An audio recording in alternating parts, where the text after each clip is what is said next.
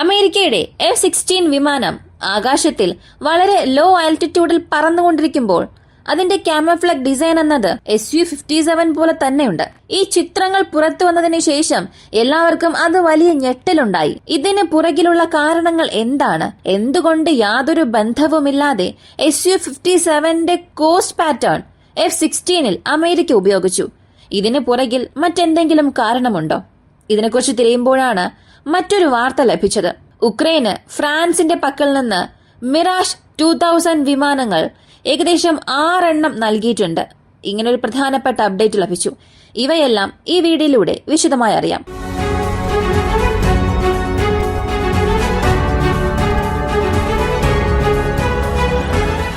ആദ്യം മിറാഷ് 2000 വിമാനങ്ങളെ കുറിച്ച് അറിയാം. ഇപ്പൊ ഉക്രൈന്റെ എയർഫോഴ്സ് എടുക്കുകയാണെങ്കിൽ അവരുടെ പക്കൽ ഉള്ളത് റഷ്യയുമായി കമ്പയർ ചെയ്യുമ്പോൾ വളരെ കുറഞ്ഞ എണ്ണം വിമാനങ്ങൾ മാത്രമേ ഉള്ളൂ. എങ്കിലും F-16ന്റെ വരവിന് ശേഷം സൈക്കോളജിക്കലി വേണ്ടിയാണെങ്കിലും പ്രധാനപ്പെട്ട ദൌത്യങ്ങൾക്ക് വേണ്ടിയാണെങ്കിലും ഉക്രൈന്റെ ഡിഫൻസിന് വേണ്ടി റഷ്യയുടെ ക്രൂസ് മിസൈലിൽ നിന്നും ഉക്രൈനെ സംരക്ഷിക്കുന്നതിനു വേണ്ടി കൂടുതൽ സമയങ്ങളിലും അവർ F-16 ഉപയോഗിച്ചിട്ടുണ്ട്. എന്നാൽ ഇത് മാത്രം ഉക്രൈന് മതിയാകുമോ? അല്ലെങ്കിൽ ഇത് മാത്രം വെച്ചുകൊണ്ട് ഉക്രൈനെ പ്രതിരോധിക്കാൻ സാധിക്കുമോ എന്ന് ചോദിച്ചാൽ അങ്ങനെയല്ല. ഉക്രൈനെ സംബന്ധിച്ചിടത്തോളം ഇപ്പോഴുള്ള F-16ന്റെ എണ്ണം ഒരു 12-14 വരെ ഉണ്ടാകാം എന്ന് പറയുന്നു. ഇതിനകം അതിൽ 1-2 നഷ്ടപ്പെടുത്തിയിട്ടുണ്ട്.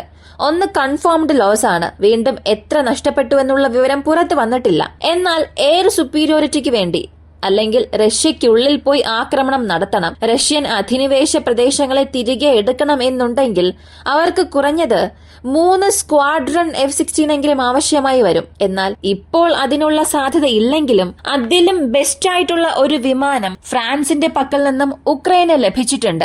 F-16നെക്കാളും ഇത് ബെറ്റർ എന്ന് പറയാൻ കാരണം എന്താണെന്നുള്ളത് നിങ്ങൾക്ക് തന്നെ മനസ്സിലാകും. F-16 വിമാനം എടുത്താൽ അത് ഒരു മൾട്ടി റോൾ ഫൈറ്റർ ജെറ്റ് ആണ്. കൂടുതലായും എയർ സുപ്പീരിയോറിറ്റിക്ക് വേണ്ടി അതിനെ ഉപയോഗിക്കാൻ സാധിക്കും. ശത്രുക്കളുടെ എയർ ഡിഫൻസ് സിസ്റ്റത്തെ ന്യൂട്രലൈസ് ചെയ്യുക, വളരെ ദൂരത്തിൽ ചെന്ന് പ്രിസിഷൻ സ്ട്രൈക്ക് നടത്തി തിരികെ വരിക, ഇങ്ങനെ F-16 ഒരു പ്രത്യേക മിഷൻ റോൾ ഉണ്ട്. പക്ഷേ ഈ മിറാഷ് 2000 യുദ്ധവിമാനങ്ങൾ അതിൽ നിന്നും വളരെ വ്യത്യസ്തമായ ഒന്നാണ്. ഇതിൽ ഡെൽറ്റ വിംഗ് കോൺഫിഗറേഷൻ ഉണ്ട്. സിംഗിൾ എൻജിൻ ഫൈറ്റർ ജെറ്റായ ഇത് മുൻനിര ബോംബറായി തന്നെ പ്രവർത്തിക്കും. ഉക്രൈന് എതിരെ റഷ്യ എങ്ങനെയാണോ അവരുടെ Su-34 ഉപയോഗിച്ചുകൊണ്ടിരിക്കുന്നത് അതിനേക്കാൾ എഫിഷ്യന്റായി ഉക്രൈനെ കൊണ്ട് ഈ ഒരു വിമാനങ്ങളെ റഷ്യക്കെതിരെ ഉപയോഗിക്കാൻ സാധിക്കും. എന്തിന്? നമ്മുടെ ഇന്ത്യൻ വ്യോമസേന പോലും ഈ ഒരു വിമാനം ഉപയോഗിച്ചിട്ടുണ്ട്. പാകിസ്ഥാനെതിരെ നിരവധി ആക്രമണങ്ങൾക്ക് ഉപയോഗിച്ചിട്ടുണ്ട്.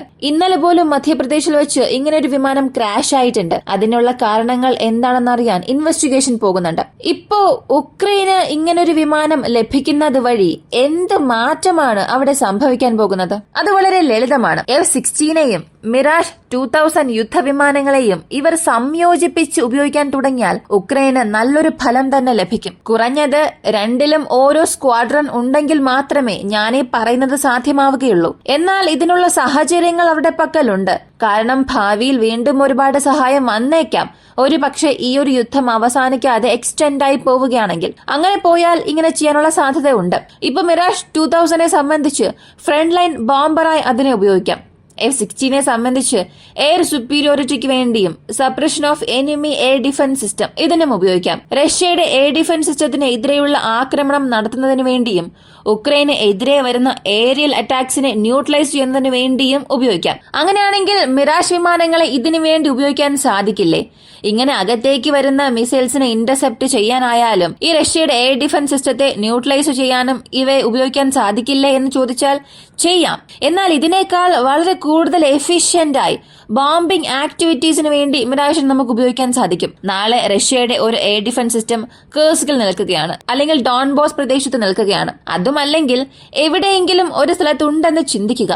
അതിന്റെ കോർഡിനേറ്റ്സ് ഉക്രൈന് ലഭിക്കും. അപ്പോ ഉക്രൈന് അതിനെ അറ്റാക്ക് ചെയ്യണം എന്നുണ്ടെങ്കിൽ അവർക്കുള്ളത് 2 ഓപ്ഷനാണ്.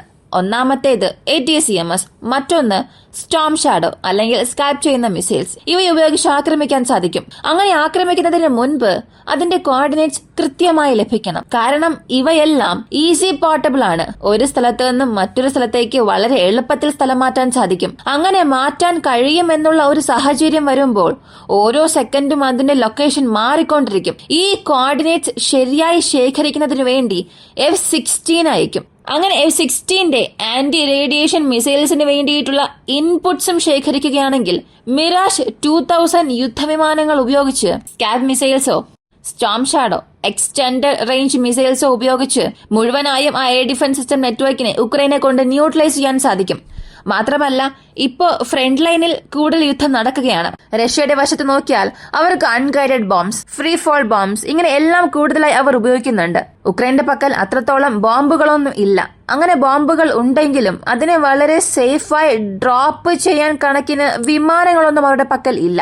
ഈ ഒരു ഗ്യാപ്പ് ഇത് മിറാഷ് വിമാനങ്ങളെ കൊണ്ട് തീർച്ചയായും ഫിൽ ചെയ്യാൻ സാധിക്കും, പൂർത്തിയാക്കാൻ സാധിക്കും. കാരണം F-16 എടുത്തുകൊണ്ടുപോകുന്ന എയർ ടു ഗ്രൈൻഡ് എമ്യൂണിഷൻസിനെക്കാട്ടിലും ഈ മിറാഷ് വിമാനങ്ങളെ കൊണ്ട് കൂടുതൽ എടുത്തുകൊണ്ടുപോകാൻ സാധിക്കും. കൂടാതെ ഈ വിമാനത്തിന്റെ ചരിത്രം തന്നെ എടുത്തു നോക്കിയാൽ ഇത് കൂടുതലായും എയർ ടു എയർ മിഷൻസിന് വേണ്ടി ഉപയോഗിക്കുന്നതിനേക്കാളും എയർ ടു ഗ്രൗണ്ട് മിഷൻസിന് വേണ്ടി ഉപയോഗിച്ചതാണ് അധികം. ഇപ്പോൾ ഈ വിമാനങ്ങളുടെ 6 എണ്ണം ഉക്രൈനിലേക്ക് വന്നുവെന്ന വിവരം വന്നിട്ടുണ്ട്. ഫ്രാൻസിന്റെ പ്രതിരോധ മന്ത്രി ഇത് കൺഫേം ചെയ്താലും എത്ര എണ്ണം എന്നുള്ളത് അവർ പറഞ്ഞിട്ടില്ല. 10, 12 ചില ഊഹം മാത്രമാണുള്ളത്. എന്തായാലും മിറാഷ് വിമാനങ്ങളുടെ ആദ്യത്തെ സെറ്റ് ഉക്രൈനിലേക്ക് വന്നിട്ടുണ്ട്. റഷ്യ ഇതിനു മുൻപ് ഈ വിമാനങ്ങൾക്ക് വേണ്ടി ഒരുപാട് മുന്നറിയിപ്പ് നൽകിയിരുന്നു. F-16 എങ്ങനെയാണോ അവർ ഒരു പൊട്ടൻഷ്യൽ ത്രെഡായി കണ്ടത്, അതുപോലെ തന്നെ ഈ ഒരു വിമാനങ്ങളെയും ഭീഷണിയായി തന്നെ കാണുകയും അതിന്റെ മുന്നറിയിപ്പ് നൽകി. അപ്പോ ഇനി റഷ്യയുടെ പ്രതികരണം എന്താണെന്നുള്ളത് കാത്തിരുന്ന് തന്നെ കാണാം. ഇതുവരെയും റഷ്യയുടെ ഭാഗത്ത് നിന്ന് യാതൊരു അപ്ഡേറ്റും ലഭിച്ചിട്ടില്ല. അടുത്ത Su-57 F-16 ഈ ഒരു കാര്യത്തിലേക്ക് വരാം. അമേരിക്കയുടെ നെവേഡ എയർബേസിൽ റെഡ് ഫ്ലാഗ് 25 എന്ന ഒരു പ്രധാനപ്പെട്ട എക്സസൈസ് നടക്കുകയാണ്. ഈ വ്യായാമത്തിൽ നിന്നാണ് ഈ ഇമേജ് പുറത്തു വന്നത്. ഇത് കണ്ടാൽ തന്നെ മനസ്സിലാകും F-16 വിമാനമാണ്, പക്ഷെ അത് Su-57 മോഡലാണ് ഉള്ളത്. ഈ കാമഫ്ലോഗ് പാറ്റേണിന്റെ പേര് ഗോസ്റ്റ് പാറ്റേൺ എന്നാണ്. F-16 വിമാനത്തിന് ഇങ്ങനെ ഒരു പാറ്റേൺ എന്തിനാണ്, അല്ലെങ്കിൽ അമേരിക്ക ഇത് എന്തിനാണ് ചെയ്തത് എന്ന് നോക്കുമ്പോഴാണ് ഒരു കാര്യം മനസ്സിലായത്. ഇത് ഇന്നോ ഇന്നലെയോ സംഭവിച്ചതല്ല. കഴിഞ്ഞ 50 വർഷമായി ഇപ്പൊ നടക്കുന്ന ഈ എക്സസൈസ് 50ാം വർഷമാണ്. ഇതിൽ അമേരിക്കയുടെ 64th അഗ്രഷൻ സ്ക്വാഡ്രൺ ഉണ്ട്. ഇത് പ്രധാനമായും നിർമ്മിച്ചത് ഇങ്ങനെയുള്ള എക്സസൈസിന് വേണ്ടിയും എനിമി എയർക്രാഫ്റ്റ്സിനെ നശിപ്പിക്കാനുമാണ്. ഇവിടെ ശത്രു എന്ന് നോക്കുമ്പോൾ അമേരിക്കയുടെ നേരിട്ടുള്ള ശത്രു റഷ്യയാണ്. ശത്രുവിന്റെ എയർക്രാഫ്റ്റ് വരികയാണെങ്കിൽ പെട്ടെന്നുണ്ടാകുന്ന ഒരു പരിഭ്രാന്തി ഒഴിവാക്കാൻ അങ്ങനെയുള്ള സാഹചര്യങ്ങൾ അവോയ്ഡ് ചെയ്യണമെന്നുള്ളതിന് വേണ്ടി കഴിഞ്ഞ 50 വർഷമായി ഇത് ചെയ്യുന്നുണ്ട്. ഇതിനു മുൻപെല്ലാം അമേരിക്ക ചെയ്യുന്നത് റഷ്യയുടെ മിഗ് സീരീസ് വിമാനങ്ങൾ അതുപോലെ അമേരിക്കയുടെ എയർക്രാഫ്റ്റിനെ പെയിന്റ് ചെയ്ത് അതിനെ ആകാശത്തിൽ പറത്തും, റെഗുലർ മിഷൻസിന് വേണ്ടി ഉപയോഗിക്കും. ഇപ്പോൾ ഒരു പൈലറ്റ് വിമാനം പറത്തിക്കൊണ്ടിരിക്കുകയാണ്. എത്ര ദൂരം വരെയാണോ ആ പൈലറ്റിനെ കൊണ്ട് കാണാൻ കഴിയുന്നത്, അതിനുള്ളിൽ ഒരു വിമാനം വരുമ്പോൾ ആ പൈലറ്റിന്റെ റിയാക്ഷൻ എങ്ങനെ ആയിരിക്കണം? സത്യത്തിൽ അങ്ങനെ ഒരു വിമാനം അകത്തേക്ക് വന്നാൽ അതിനെ എങ്ങനെയെല്ലാം കൗണ്ടർ ചെയ്യാം? ഇതാണ് വിഷ്വൽ ബാറ്റിൽ. ഈ വിഷ്വൽ ബാറ്റിൽ ചെയ്തു നോക്കാൻ വേണ്ടിയാണ് അമേരിക്ക ഇപ്പോൾ ഇങ്ങനെ ഒരു ഡിസൈൻ തന്നെ ചെയ്തത്. അതും റഷ്യയുടെ Su-57 ഗോസ്റ്റ് പാറ്റേൺ ആണ് ഇവിടെ നടത്തിയത്. ഇതിന്റെ പ്രധാനപ്പെട്ട ഒരു നേട്ടം എന്താണെന്ന് ചോദിച്ചാൽ ഇതിന്റെ നിറമാണ്. ഒരു സ്വാഭാവികമായ നിറമാണ് ഇതിനുള്ളത്. ആകാശത്തിൽ പറക്കുമ്പോൾ അത് സ്കൈ പോലെ തന്നെ തോന്നും. ആകാശത്തിൽ പറക്കുന്നുണ്ട് എന്നുള്ളത് പോലും ചില സമയം അറിയാൻ സാധിക്കില്ല. അതുകൊണ്ട് തന്നെയാണ് ഇതിനെ ഗോസ്റ്റ് പാറ്റേൺ എന്നും പറയുന്നത്. ഇങ്ങനെ വിഷ്വൽ ബാറ്റിലിൽ എങ്ങനെയെല്ലാം ഈ വിമാനം ട്രിക്കിയായി പ്രവർത്തിക്കുന്നു, എങ്ങനെയെല്ലാം ഐഡന്റിഫൈ ചെയ്യണം എന്നതിനു വേണ്ടിയാണ് അതുപോലെ ഒരു മോക്കപ്പ് F-16 അവർ തയ്യാറാക്കുകയും അത് അമേരിക്ക എക്സസൈസ് ചെയ്ത് നോക്കുകയും ചെയ്തിട്ടുണ്ട്. പക്ഷേ അമേരിക്ക ഇവിടെ Su-57 തന്നെ ഒരു പാറ്റേണായി ചെയ്തെടുക്കുകയും അതിനെ മോക്കപ്പായും ഉപയോഗിച്ചിട്ട് ഇതിനെ കണ്ടാൽ ഞങ്ങൾക്ക് ഭയമേ ഇല്ല എന്ന് പോലും പറയുന്നുണ്ട്. ഇതാണ് വളരെ തമാശയായി തോന്നുന്നത്. ഈ ഒരു വീഡിയോയെ കുറിച്ചുള്ള നിങ്ങളുടെ അഭിപ്രായം എന്താണ്? Su-57 എയറോ ഇന്ത്യയിലേക്ക് വരുന്നു നമുക്കറിയാം. കൂടാതെ മറ്റൊരു വാർത്ത വന്നിട്ടുണ്ട്, Su-75 വരാൻ പോകുന്നു. അപ്പോ അമേരിക്കയുടെ F-35 വരുമോ ഇല്ലയോ എന്നുള്ള വാർത്തയ്ക്കും നമുക്കൊരു ഉത്തരം ലഭിച്ചിട്ടുണ്ട്. അതിനെക്കുറിച്ചുള്ള വിവരങ്ങൾ അടുത്ത വീഡിയോയിലൂടെ അറിയാം. പ്രധാനമായും F-35 വേഴ്സസ് Su-75 എന്ന ബാറ്റിൽ ഇന്ത്യയിൽ വെച്ച് നടക്കാനുള്ള സാധ്യതകൾ വളരെ വളരെ അധികമാണ്. ഇതിനെക്കുറിച്ച് നമുക്ക് അടുത്ത വീഡിയോയിലൂടെ അറിയാം. ഈ ഒരു വീഡിയോയെക്കുറിച്ചുള്ള നിങ്ങളുടെ അഭിപ്രായം കമന്റിൽ പറയുക. ഇങ്ങനെയുള്ള വീഡിയോസ് കാണാൻ താല്പര്യമുള്ളവരാണ് നിങ്ങളെങ്കിൽ ഇപ്പോൾ തന്നെ നമ്മുടെ ചാനൽ സബ്സ്ക്രൈബ് ചെയ്യുക. മറ്റൊരു വീഡിയോയുമായി വീണ്ടും കാണാം.